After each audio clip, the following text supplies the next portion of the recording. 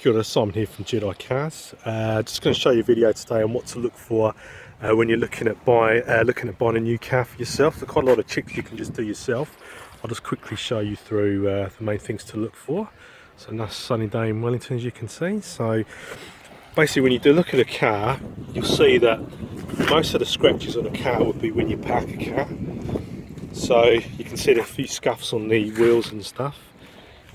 Just on the corners as well. This is just my personal little run around. Yep, you see here in the bumper as well. So yeah, you're going to have a few dings and scratches and whatnot, supermarket dents, just regarding the paintwork. It's also important just to take a look inside the boot. Just make sure that hasn't been any impact damage in the back. You'll know this because if you just take a look under here, you'll see there's a bit of, some cars will be filler and whatnot if there has been a bit of an impact.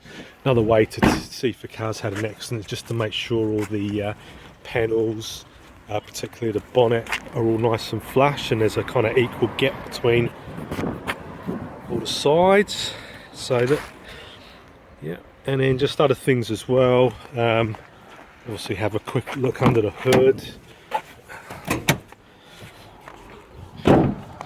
This is all stuff you can do yourself. So we'll just have a look under the bonnet here. So just flip this up so it doesn't bang my head. Obviously just check the coolant, make sure. You can see there's sort of a pinkish colour down here, which is a really good sign. Often if a car has been recently serviced as well, just another thing, just check the washer as well, because I usually top that up. Obviously just check the dipstick as well. So what you can do, just make sure it's sort of a nice clear colour as well, if you can see that in the light. But often if a car needs servicing, it kind of goes really black, and if you smell it as well, it does sort of have that bit of a burnt smell as well. If I can get that back in. So try and do some on my left hand. Right, and another thing as well, just check the oil cap as well. If you test, yes, that's looking nice and clean. So again, like a good sign to look for is if this looks really gloggy, often it means that there's sort of water that's been mixed in with the oil as well. That can be a really costly fix.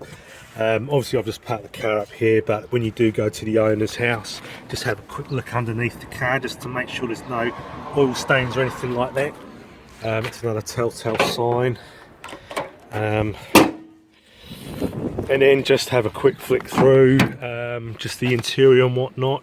If a car's got a cigarette lighter, you may have a few burns and whatnot, but that's all. I mean, this car, like I said, just my runner, just needs a really good clean, as you can see.